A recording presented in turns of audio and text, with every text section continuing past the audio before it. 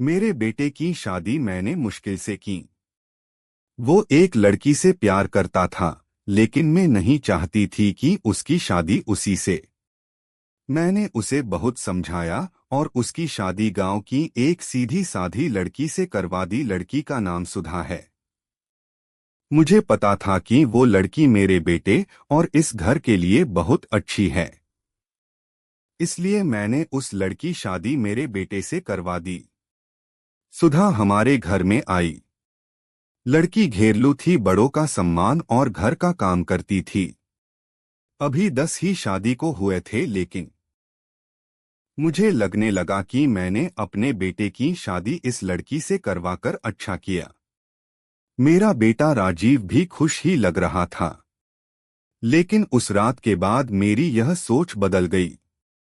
एक रात करीब 2 बजे मेरे बेटे के कमरे से चीखने की आवाज आने लगी।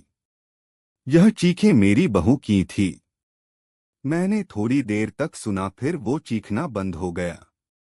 राजीव के पिता मेरे पति को यह सब सुनाई दिया था, लेकिन फिर हमने उन्हें रात में पूछना उचित नहीं समझा, इसलिए दरवाजा नहीं खटखटाया।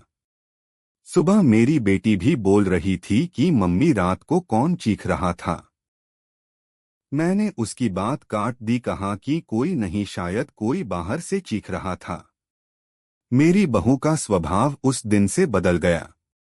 वो चुप थी सारा दिन। मैंने सोचा शायद पति पत्नी के बीच की कोई बात होगी, इसलिए मैंने कुछ पूछा नहीं। अगले रात फिर 2 बजे वही हुआ। मेरे बेटे के कमरे से फिर चीखने और रोने की आवाज आने लगी। इस रात वो आवाज करीब 10 मिनट तक चली। मेरी बेटी उठ गई और उसने हमारे कमरे का दरवाजा बजाया।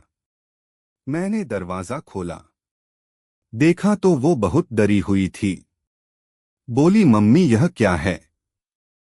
भाभी रोज रात को रोती और चीखती क्यों है?